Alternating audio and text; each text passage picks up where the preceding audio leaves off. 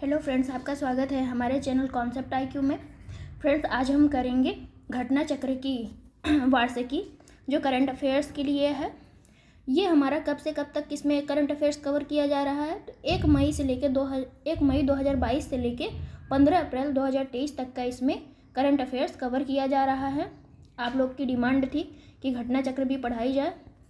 आइए देखते हैं। फर्स्ट टॉपिक है हमारा राष्ट्रीय परिदृश्य पढ़ेंगे, जिसमें क्या नाम है, आम आदमी पार्टी को राष्ट्रीय दल का दर्जा दिया गया है। अब आम आदमी पार्टी के लिए केजरीवाल फेमस है, आप लोग जानते हैं।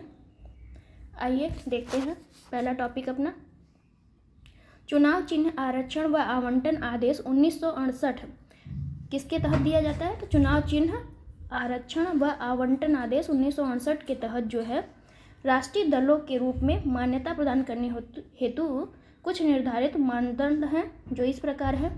देखते हैं। आइए, पहला मानदंड है आपका लोकसभा या विधानसभा। लोकसभा या विधानसभा किसी आम चुनाव में उस राजनीतिक दल को न्यूनतम किन्हीं 4 राज्यों में से प्रत्येक राज्य में कुल वैध मतों का, इंपॉर्टेंट है कि कुल वैध मतों का न्यूनतम 6% मत प्राप्त हुए हों और उसने लोकसभा की न्यूनतम 4 सीटें जीती हों तो उसे क्या कहेंगे, राष्ट्रीय दल कहेंगे हम। दूसरा क्राइटेरिया देखते हैं, लोकसभा के पिछले आम चुनावों में उस दल के कुल सीटों की न्यूनतम 2% सीटों पर विजयी प्राप्त हुई हो और उस सदन में न्यूनतम 3 राज्यों में से दल के प्रत्याशी निर्वाचित हुए हों। तीसरा क्राइटेरिया हम देखते हैं, उस राजनीतिक दल को 4 या अधिक राज्यों में राज्य स्तरीय या स्टेट पार्टी के रूप में मान्यता प्राप्त हो तो उसे हम क्या कहेंगे, राष्ट्रीय पार्टी कहेंगे। इन तीनों में से कोई भी एक शर्त अगर इन पूरा कर रहा है कोई भी दल तो उसे हम राष्ट्रीय दल के रूप में मान्यता देते हैं। 10 अप्रैल 2023 को इम्पॉर्टेंट है, याद रखिएगा। 10 अप्रैल 2023 को भारत के निर्वाचन आयोग, ये मान्यता कौन देता है, तो निर्वाचन आयोग देता है। भारत का निर्वाचन आयोग ने दिल्ली के मुख्यमंत्री अरविंद केजरीवाल के नेतृत्व वाली आम आदमी पार्टी को राष्ट्रीय दल या नेशनल पार्टी का दर्जा प्रदान किया है। तो इम्पॉर्टेंट है, ये लाइन याद रखिएगा। जबकि अखिल भारतीय तृणमूल कांग्रेस, भारतीय कम्युनिस्ट पार्टी, ये आप देख लीजिए कि अखिल भारतीय तृणमूल कांग्रेस जो है आपकी ममता बनर्जी की, भारतीय कम्युनिस्ट पार्टी CPI, राष्ट्रवादी Congress party NCP, nationalist Congress party से राष्ट्रीय दल का दर्जा वापस ले लिया गया है। तो इन सभी से जो है राष्ट्रीय दल का दर्जा जो है वापस ले लिया गया है, ये भी इम्पोर्टेंट है, याद रखिएगा। इस प्रकार वर्तमान में देश में राष्ट्रीय दलों की कुल संख्या कितनी है, 6 हो गई है। पहले 8 थी लेकिन अब कितनी हो गई है, 6 हो गई है। तो ये इम्पोर्टेंट है कि कौन कौन सी हैं, आप 6 के बारे में जान लीजिए। हाल ही में संपन्न हुए गुजरात विधानसभा चुनाव 2022 में आम आदमी पार्टी के प्रदर्शन की समीक्षा से यह स्पष्ट होता है कि इस पार्टी के प्रत्याशियों ने उक्त चुनाव में कुल वैध मतों का कितना पाया है, 12.92% मत प्राप्त किए थे। इसी के आधार पर इनको जो है राष्ट्रीय दल का दर्जा प्राप्त हुआ है। इसके अतिरिक्त गुजरात विधानसभा की कुल 182 सीटों में से आम आदमी पार्टी ने 5 सीटें जीतने में सफल रही थी।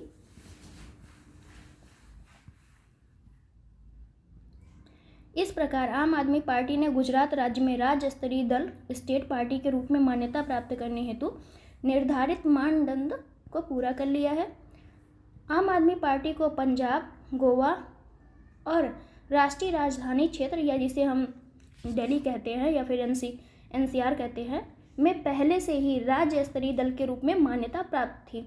तो 3 में तो प्राप्त ही थी, 1 में और प्राप्त हो गई, तो ये हो गया उसका राष्ट्रीय दल, उसे राष्ट्रीय प्रतीक मिल गया, मतलब राष्ट्रीय दल के रूप में मान्यता मिल चुकी। आम आदमी पार्टी को कुल 4 राज्यों में राज्य स्तरीय दल का दर्जा प्राप्त हो गया है।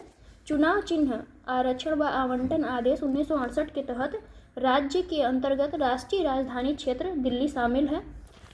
तो चुनाव चिन्ह जो आरक्षण व आवंटन आदेश है इसके तहत आपका NCR शामिल है।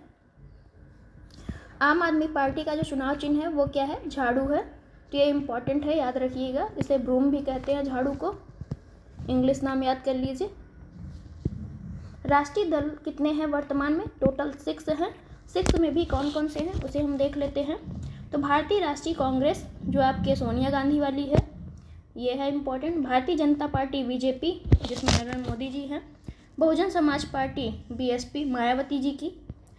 भारतीय कम्युनिस्ट पार्टी मार्क्सवादी सीपीआईएम, नेशनल पीपुल्स पार्टी और आम आदमी की पार्टी। ये आप 6 वो याद रखिएगा क्योंकि पूछ सकता है कि कौन सी पार्टी इसमें नहीं है, ऑप्शन बना के एग्जाम में।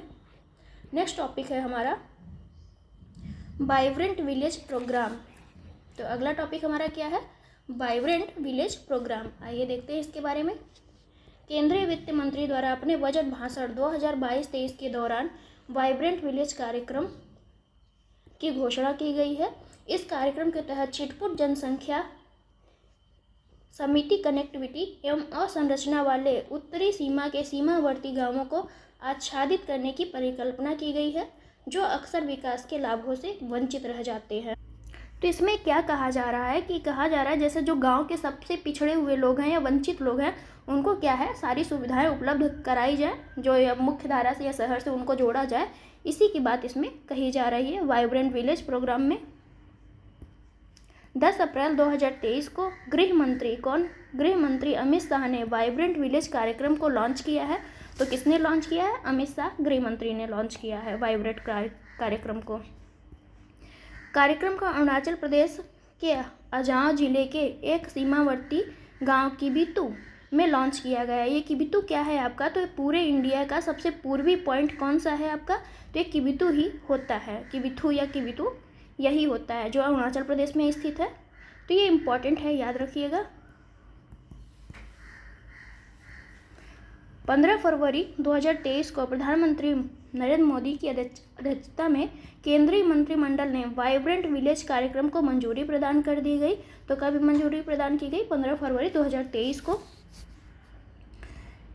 यह एक केंद्र प्रायोजित योजना है। यह टोटली केंद्र प्रायोजित योजना है, केंद्र सरकार द्वारा चलाई जा रही है, जिसकी मंजूरी वित्त वर्ष 2022-23 में 22-23 से लेकर 2025-26 तक के लिए प्रदान की गई है। तो 2022-23 से लेकर कब तक है, 2025-26 के लिए प्रदान की गई है वाइब्रेंट विलेज योजना आपकी। इस अवधि के लिए इसका वित्तीय आवंटन कितना किया गया है, तो इसके लिए वित्त कितना दिया गया है, 4800 करोड़ रुपए इसके लिए दिया गया है। 4 राज्यों यथा हिमाचल प्रदेश, अरुणाचल प्रदेश, सिक्किम, उत्तराखंड तथा संघ शासित प्रदेश लद्दाख के उत्तरी सीमा से सटे 19 जिलों के 46 ब्लॉकों में और 2967 गाँवों को समग्र विकास के लिए शामिल किया गया है। तो ये इम्पॉर्टेंट है कि इसमें कौन कौन से जो है स्टेट शामिल है। तो आपका हिमाचल प्रदेश है, अरुणाचल प्रदेश है, सिक्किम है, उत्तराखंड है। 4 राज्यों को शामिल करके और प्लस एक आपका यूटी शामिल है जो लद्दाख है। तो इम्पॉर्टेंट है, याद रखिएगा। पहले चरण में प्राथमिकता के आधार पर 662 गाँवों की पहचान की गई है, जिसमें से आपका 455 गाँव अरुणाचल प्रदेश में स्थित है। यह कार्यक्रम चिन्हित सीमावर्ती गाँवों के लोगों के जीवन स्तर में सुधार करने में मदद करेगा। साथ ही उन्हें मूल स्थान पर रहने के लिए भी प्रोत्साहित करेगा कि वो अपना गांव छोड़ के कहीं और न जाएं। इससे इन गांवों से लोगों के पलायन को रोकने में मदद मिलेगी, सीमा की सुरक्षा बढ़ाने में भी सहायता मिलेगी। वाइब्रेंट विलेज एक्शन प्लान ग्राम पंचायतों की सहायता से जिला प्रशासन द्वारा निर्मित किया जाएगा। तो ये कौन निर्मित करेगा, तो ये जिले की तरफ से गाँव में लागू किया जाएगा। अगला टॉपिक है हमारा मेघालय, नागालैंड, त्रिपुरा विधानसभा निर्वाचन जो 2023 में हुआ है, उसके बारे में हम बात करेंगे। कहाँ कहाँ हुआ चुनाव, तो मेघालय हुआ है, नागालैंड और त्रिपुरा में हुआ है। आइए देखते हैं। भारत के संविधान के तहत प्रदत्त प्राधिकार और शक्तियों का प्रयोग करते हुए हाल ही में भारत निर्वाचन आयोग इलेक्शन कमीशन ऑफ इंडिया द्वारा मेघालय, नागालैंड, त्रिपुरा में स्वतंत्र, निष्पक्ष, सहभागी एवं सुरक्षित विधानसभा निर्वाचन संपन्न कराए गए हैं। तो ये कहाँ पे है, मेघालय, नागालैंड, त्रिपुरा, याद रखिएगा। 2 मार्च 2023 को भारत के निर्वाचन आयोग द्वारा 3 राज्यों के विधानसभा चुनाव परिणाम जारी किए गए। तो परिणाम कब जारी किया गया है, 2 मार्च 2023 को। ये 3 राज्य कौन है, मेघालय है, नागालैंड और त्रिपुरा है। ये आपके उत्तर पूर्वी राज्य हैं। मेघालय की चुनाव प्रणाली देखते हैं हम। तो 10वीं मेघालय विधानसभा के कार्यकाल की समाप्ति की तिथि 15 मार्च 2023 को निर्धारित थी, जिसके कारण राज्य में 27 फरवरी 2023 को एक चरण में चुनाव संपन्न किया गया, मतलब एक ही दिन में चुनाव संपन्न कराए गए। राज्य में विधानसभा निर्वाचन क्षेत्रों की कुल संख्या कितनी है? तो टोटल 60 संख्या है सीटों की। मेघालय में केवल 59 निर्वाचन क्षेत्रों हेतु चुनाव संपन्न हुए, जबकि सोहियोंग निर्वाचन क्षेत्र का चुनाव स्थगित कर दिया गया। तो कहाँ का चुनाव जो है स्थगित किया गया था? मेघालय के कौन से गांव का? सोहियोंग गांव का। यहाँ पे देखते हो। उल्लेखनीय है कि मेघालय के पूर्व गृह मंत्री और यूडीपी यूनाइटेड डेमोक्रेटिक पार्टी के प्रत्याशी HDR लिंगदोह के निधन के कारण यह निर्णय लिया गया था। तो क्यों निर्वाचन आपका वहाँ पे नहीं कराया गया सोहियोंग में? क्योंकि वहाँ पे एक प्रत्याशी की मृत्यु हो गई थी। मेघालय विधानसभा की 60 सीटों में से 55 सीटें अनुसूचित जनजाति के लिए आरक्षित हैं, जबकि अनुसूचित जाति के लिए कोई भी सीट आरक्षित नहीं है। तो एसटी के लिए आपके 55 सीटें आरक्षित हैं और एससी के लिए एक भी सीट आरक्षित नहीं की गई है। मेघालय विधानसभा 2023 में 86.69% जो है मतदान दर्ज किए गए थे। वर्ष 2018 के चुनाव के तुलना में इसमें जो है 0.04% की वृद्धि दर्ज की गई है। चुनाव परिणाम के अनुसार मेघालय में कोनराड के संगमा इनका नाम है के नेतृत्व वाली नेशनल पीपुल पार्टी, जिसे भी राष्ट्रीय पार्टी का दर्जा दिया गया है, नेशनल पीपुल्स पार्टी को सबसे बड़ी पार्टी के रूप में उभर कर सामने आई थी। 7 मार्च 2023 को कोनराड के संगमा ने लगातार दूसरे कार्यकाल हेतु मेघालय के मुख्यमंत्री के रूप में शपथ ग्रहण की है। तो मेघालय का मुख्यमंत्री कौन बना है? कोनराड के संगमा बने हैं। ये दूसरी बार इनका कार्यकाल है मुख्यमंत्री के रूप में। प्रिस्टोन टाइनसोंग तथा प्रिस्टोन और धरभलंग जो हैं ये आपके उप मुख्यमंत्री के रूप में शपथ ग्रहण की है इन्होंने। 9 मार्च 2023 को एनपीपी के थॉमस ए संगमा को 11वीं मेघालय विधानसभा का अध्यक्ष चुना गया है। तो थॉमस ए संगमा जो हैं उनको 11वीं मेघालय लोक विधानसभा के लिए अध्यक्ष चुना गया है। तो नेशनल पीपुल्स पार्टी को मेघालय के चुनाव में कितनी सीटें मिली हैं? तो ये आपका 26 सीटें मिली हैं। यूनाइटेड डेमोक्रेटिक पार्टी को 11 सीटें, भारतीय राष्ट्रीय कांग्रेस को 5 सीटें, तृणमूल को 5 सीटें, voice of the people party को 4 सीटें, भारतीय जनता पार्टी को कितना मिले? तो 2 सीटें प्राप्त हुई थी। नागालैंड के चुनाव के बारे में देखते हैं। ये आपका नागालैंड है।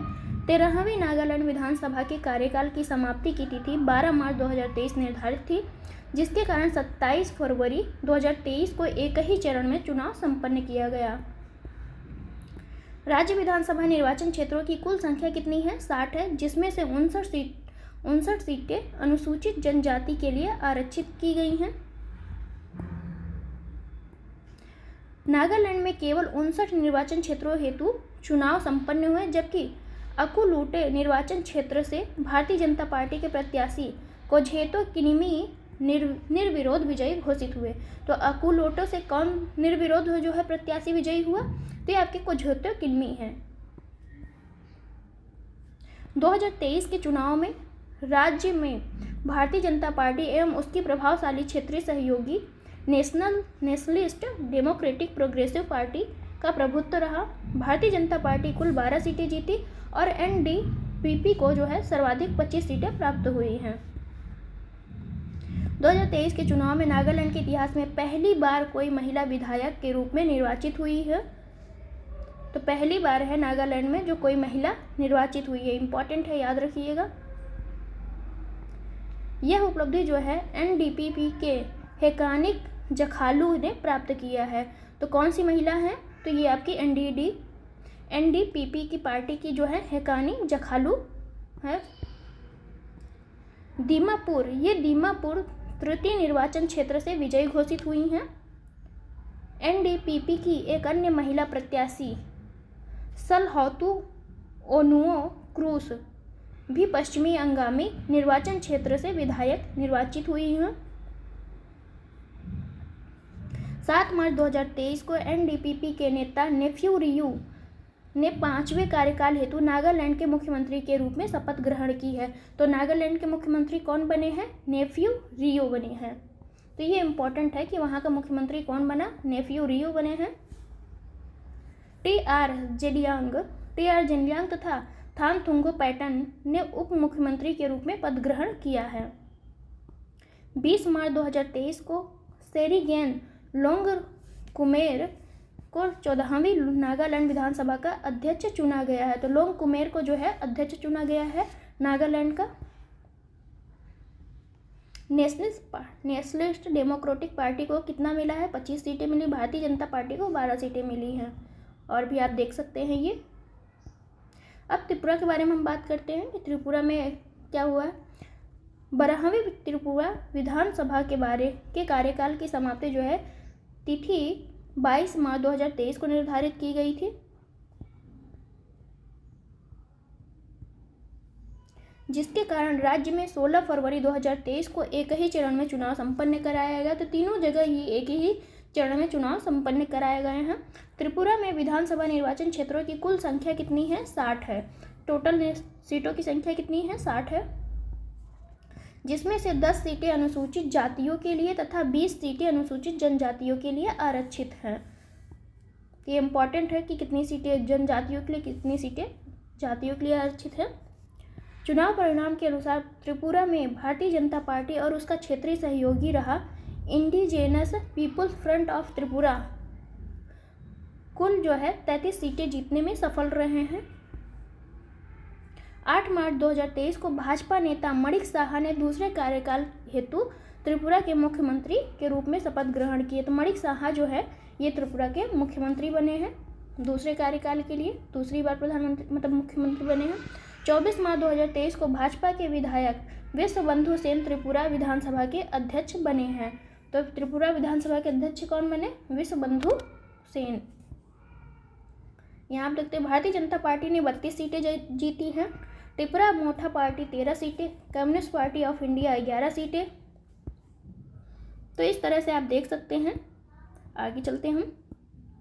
अगला टॉपिक है हमारा इंडिया जस्टिस रिपोर्ट 2022। टॉपिक क्या है? इंडिया जस्टिस रिपोर्ट 2022 के बारे में देखते हैं। इंडिया जस्टिस रिपोर्ट अपनी तरह की पहली राष्ट्रीय आवधिक रिपोर्टिंग है जो प्रत्येक राज्य में न्याय प्रणाली के 4 स्तंभों पुलिस, जेल प्रणाली, न्यायपालिका और कानूनी सहायता की क्षमता को मापने के लिए सूचना एकत्र करती है। तो ये कौन से मानदंड हैं? 4 मानदंड है जिसके आधार पर इंडिया जस्टिस रिपोर्ट जारी की जाती है। ये कौन कौन से इंपॉर्टेंट है, याद रखिएगा। पुलिस हो गया, जेल प्रणाली हो गई, न्यायपालिका और कानूनी सहायता की क्षमता को मापने के लिए। 4 अप्रैल 2023 को इंडिया जस्टिस रिपोर्ट 2022 जारी की गई है। इस रिपोर्ट का तीसरा संस्करण है ये। तो ये कौन सा संस्करण है? तीसरा संस्करण है। इसे Daksh commonwealth human rights initiative, common cause, centre for social justice, Vidhi centre for legal policy और TISS प्रयास के द्वारा संयुक्त रूप से तैयार की जाती है। तो इम्पॉर्टेंट कौन है आपका? दक्ष है कि ये कौन जारी करता है इंडिया जस्टिस रिपोर्ट। तो आप दक्ष के साथ और भी चीज़ों को याद रख सकते हैं, लेकिन मेनली दक्ष को ही याद रखिएगा। इस रिपोर्ट का प्रथम संस्करण 2019 में प्रकाशित हुआ था और तीसरा का प्रकाशित हुआ 2023 में। इस रिपोर्ट के अंतर्गत भारतीय राज्यों को न्याय तक पहुंच की उनकी क्षमता के अनुसार रैंक प्रदान की गई है। राज्यों को 2 श्रेणियों में विभक्त किया गया है। कौन से देखते हैं? बड़े एवं मध्यम आकार के राज्य और छोटे राज्य। तो रिपोर्ट में जो है राज्यों को 2 श्रेणी में बांटा गया है। आपका पहला है बड़े एवं मध्यम आकार के राज्य और दूसरा है छोटे आकार के राज्य। अब देखते हैं। राज्यों को 102 संकेतकों के आधार पर श्रेष्ठ, मध्यम, खराब श्रेणी में विभाजित किया गया है। श्रेष्ठ मीन्स बेस्ट, मध्यम मिडिल और खराब मीन्स वर्स्ट श्रेणी में बांटा गया है। इंडिया जस्टिस रिपोर्ट 2022 में बड़े राज्यों की रैंकिंग में कर्नाटक जो है आपका भारत का श्रेष्ठ राज्य है।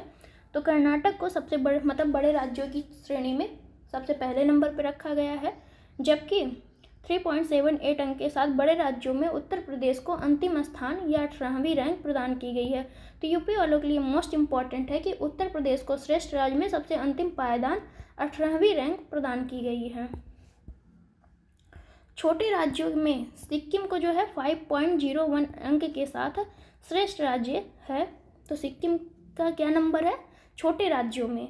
5.01 अंक के साथ सबसे उत्तम राज्य बताया गया या बेस्ट बताया गया, जबकि गोवा को 3.42 अंक के साथ अंतिम स्थान यानी 7वें स्थान पर बताया गया है। तो ये छोटे राज्यों की श्रेणी में सिक्किम फर्स्ट पे है और गोवा लास्ट में है। न्याय के 4 स्तंभों के आधार पर बड़े एवं मध्यम आकार के शीर्ष और अंतिम 3 राज्यों की रैंकिंग इस प्रकार दी हुई देखते हैं। फर्स्ट पे है आपका कर्नाटक, सेकंड पे है आपका तमिलनाडु, थर्ड पे है आपका तेलंगाना। अंतिम राज्य देख लेते हैं। तो सबसे लास्ट में आपका बिहार पड़ेगा। बिहार, पश्चिम बंगाल और आपका उत्तर प्रदेश। तो उत्तर प्रदेश जो है 18वें नंबर पे है, बिहार 16 पे, पश्चिम बंगाल 17 पे। विभिन्न स्तंभों में उत्तर प्रदेश की रैंक 2022 में देखते हैं। तो स्तंभ क्या है इसके? रैंक और स्कोर। पुलिस का स्कोर जो है आपका 15 है रैंक, और जेल प्रणाली का 17 रैंक है। न्यायपालिका का जो है 15 मिला है, और कानूनी सहायता में जो है उत्तर प्रदेश को 18 रैंक मिली है। अगला है हमारा टॉपिक MV गंगा विलास विश्व का सबसे लंबा नदी क्रूज मिसाइल नहीं है, MV गंगा विलास है जो विश्व का सबसे लंबा नदी क्रूज है। राष्ट्रीय जलमार्ग अधिनियम 2016 नेशनल वाटरवेज एक्ट 2016 12 अप्रैल 2016 को लागू हुआ था। देश में अंतर्देशीय जल परिवहन इनलैंड वाटर ट्रांसपोर्ट को बढ़ावा देने के उद्देश्य से इस अधिनियम के तहत 111 जलमार्गों, 5 वर्तमान में और 106 नए बनेंगे, को राष्ट्रीय जलमार्ग नेशनल वाटरवेज घोषित किया गया है।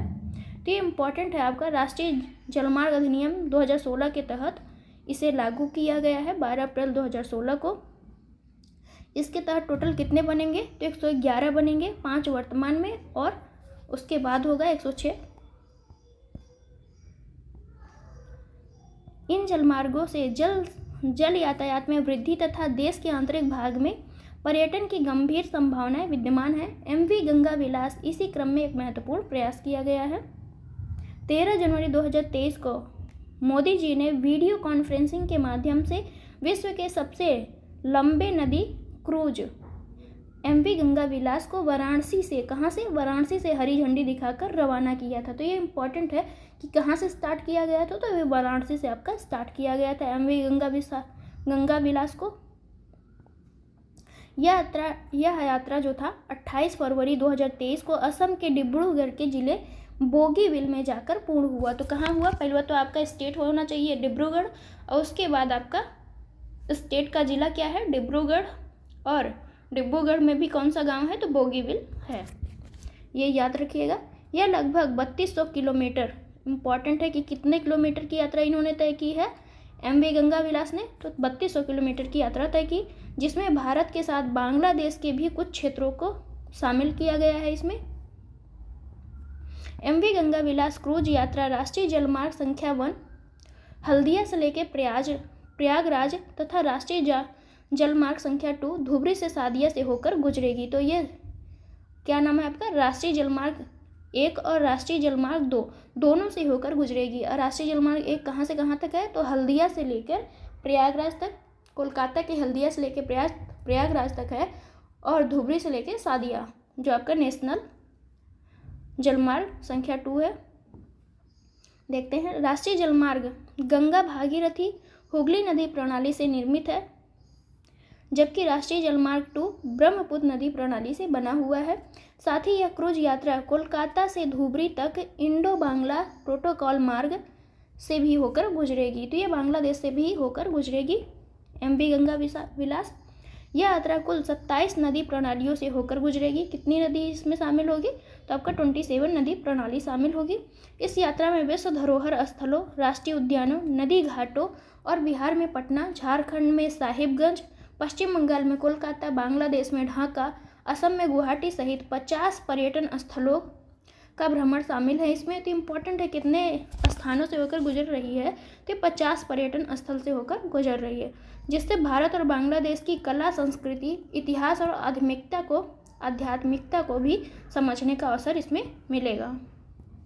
MV गंगा विलास में सभी विलासिता वाली सुविधाओं के साथ 3 डेक तथा 36 पर्यटकों की क्षमता वाले 18 स्वीट शामिल होंगे। तो इसमें कितने पर्यटक शामिल होंगे? 36 पर्यटक शामिल होंगे।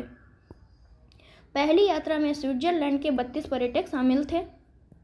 तो पहली यात्रा में कौन शामिल था? तो स्विट्जरलैंड के जो थे 32 पर्यटक इसमें शामिल थे। गंगा विलास क्रूज सेवा निजी संचालक मेसर्स अंतारा रिवर क्रूज द्वारा संचालित किया जा रहा है। तो ये निजी कंपनी के द्वारा संचालित किया जा रहा है, मेसर्स अंतारा रिवर क्रूज द्वारा। MV गंगा विलास पोत की लंबाई जो है 62.5 मीटर एवं इसकी चौड़ाई कितनी है?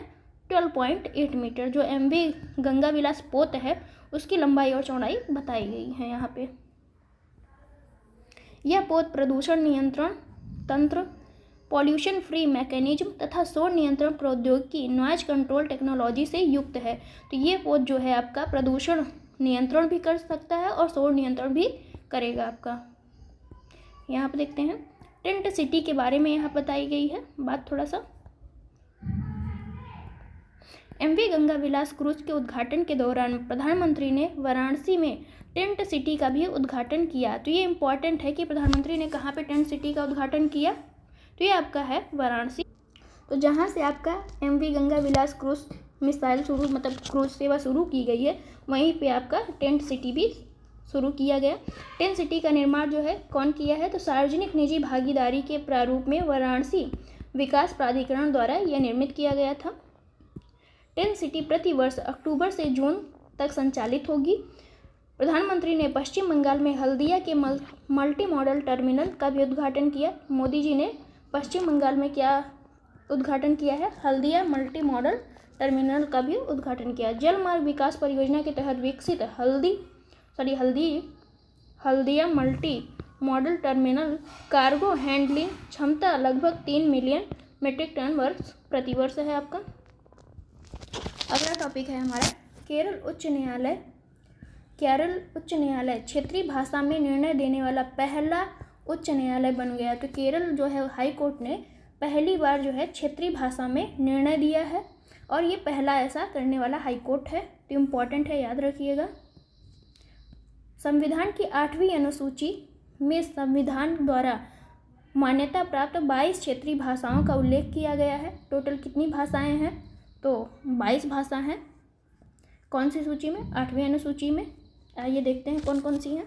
असमी, बंगाली, बोडो, डोगरी, गुजराती, कन्नड़, कश्मीरी, कोंकणी, मैथिली, मणिपुरी, मराठी, हिंदी, नेपाली, उड़िया, पंजाबी, संस्कृत।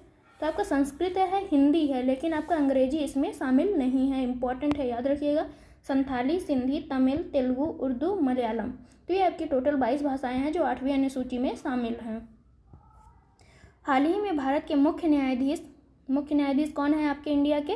तो DY चंद्रचूड़ ने सर्वोच्च न्यायालय और उच्च न्यायालय के निर्णयों को क्षेत्रीय भाषाओं में प्रकाशित करने पर जोर दिया है। तो ये जोर किसने दिया है? आपके भारत के मुख्य न्यायाधीश जो कौन है? DY चंद्रचूड़ जी हैं। DY चंद्रचूड़ ने इसके लिए आर्टिफिशियल इंटेलिजेंस AI और प्राकृतिक भाषा प्रसंस्करण द्वारा संचालित प्रौद्योगिकी के उपयोग का सुझाव दिया। उच्चतम न्यायालय के निर्णयों का क्षेत्रीय भाषा में अनुवाद करने के लिए न्यायमूर्ति अभय ओका की अध्यक्षता में एक समिति गठित की गई है। तो किसकी अध्यक्षता में जो है समिति गठित की गई है? तो ये आपके अभय ओका हैं जो क्षेत्रीय भाषाओं में अनुवाद करने के लिए इस समिति की गठन की गई है। फरवरी 2023 में केरल उच्च न्यायालय ने क्षेत्रीय भाषा मलयालम में निर्णय प्रकाशित करने वाला भारत का पहला उच्च न्यायालय बना। तो ये क्षेत्रीय भाषा कौन थी? तो ये आपका मलयालम था, याद रखिएगा। केरल उच्च न्यायालय ने क्षेत्रीय भाषा मलयालम में 2 निर्णय प्रकाशित किए हैं। कितने निर्णय? 2 निर्णय हैं। तो केरल उच्च न्यायालय के मुख्य न्यायाधीश कौन है? तो इम्पॉर्टेंट है आपका कि केरल जो हाईकोर्ट है उसके मुख्य न्यायाधीश कौन है? तो S मणिकुमार और न्यायमूर्ति साजी P चाली की खंडपीठ द्वारा दोनों निर्णय दिया गया है। केरल उच्च न्यायालय द्वारा क्षेत्रीय भाषा मलयालम में प्रकाशित दोनों निर्णय अधोलिखित हैं। देखते हैं। पहला निर्णय है आपका वाहन क्रय ऋण व्हीकल परचेज लोन से संबंधित निर्णय। दूसरा है आपका चेक डैम के निर्माण से संबंधित निर्णय है ये दोनों ही।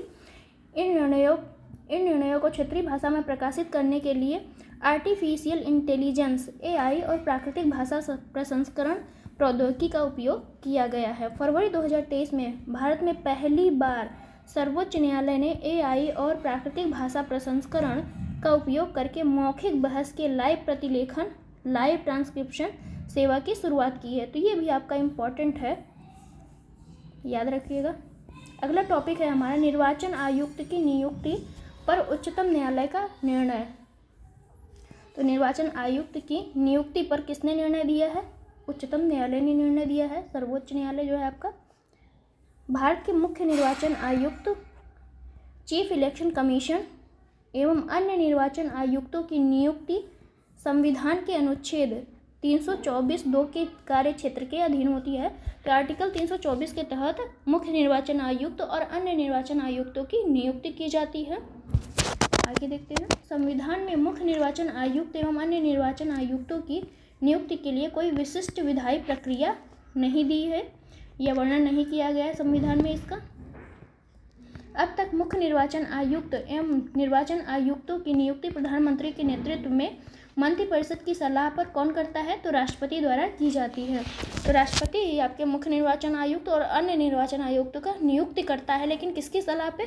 तो मंत्रिपरिषद की सलाह पे करता है। 2 मार्च 2023 को उच्चतम न्यायालय की 5 सदस्यीय संवैधानिक पीठ ने अपने ऐतिहासिक निर्णय में मुख्य चुनाव आयुक्त एवं चुनाव आयुक्तों की नियुक्ति के संबंध में अहम फैसला सुनाया है। देखते हैं। न्यायालय ने अपने निर्णय में कहा कि मुख्य चुनाव आयुक्त एवं अन्य चुनाव आयुक्तों की नियुक्ति एक समिति की सिफारिश पर राष्ट्रपति द्वारा की जाएगी। तो अब क्या होगा कि अब मंत्रिपरिषद की सलाह नहीं, अब दूसरी जो एक समिति बनाई जाएगी उसकी सिफारिश पे जो है राष्ट्रपति किसको नियुक्त करेगा? तो मुख्य चुनाव आयुक्त और अन्य चुनाव आयुक्तों को नियुक्ति करेगा। मुख्य चुनाव आयुक्त एवं अन्य चुनाव आयुक्तों की नियुक्ति 3 सदस्यीय। तो ये समिति कितने सदस्य रहेंगे? समिति में 3 सदस्य रहेंगे। उच्च स्तरीय समिति की सिफारिश पर राष्ट्रपति द्वारा की जाएगी, जिसमें कौन कौन समिति में कौन कौन शामिल होगा? तो आपके प्रधानमंत्री होंगे, लोकसभा में विपक्ष के नेता होंगे और भारत के मुख्य न्यायाधीश शामिल होंगे इसमें। तो ये इम्पॉर्टेंट है आपके लिए कि प्रधानमंत्री शामिल होंगे, लोकसभा में विपक्ष के नेता और भारत के मुख्य न्यायाधीश। लोकसभा में विपक्ष का नेता उपलब्ध न होने पर सबसे अधिक जनप्रतिनिधि वाले विपक्षी दल का नेता जो होगा इस समिति का सदस्य होगा। जो दल जो है विपक्षी दल का दर्जा नहीं प्राप्त करता लेकिन वो सबसे ज़्यादा वोट पाता है तो उसे ही विपक्ष का दल का नेता समझा जाएगा। जब तक संसद संविधान के अनुच्छेद 324 के अधीन कोई विधि नहीं बना लेती तब तक उपयुक्त दिशा निर्देश प्रभावी रहेंगे। ये उच्चतम न्यायालय का निर्णय है। 5 सदस्यीय संविधान पीठ की अध्यक्षता न्यायमूर्ति KM जोसेफ ने की थी। तो 5 सदस्यीय जो संविधान पीठ थी उसकी अध्यक्षता कौन कर रहा था? न्यायमूर्ति KM जोसेफ कर रहे थे। पीठ के अन्य सदस्यों में न्यायमूर्ति अजय रस्तोगी, अनिरुद्ध बोस, ऋषिकेश राय और CT रवि कुमार शामिल थे। नेक्स्ट टॉपिक में फ्रेंड्स अब हम नेक्स्ट क्लास में मिलेंगे। और आपको वीडियो कैसी लगी प्लीज़ कमेंट बॉक्स में ज़रूर बताइएगा and like and share subscribe जरूर करिएगा। Thank you for watching.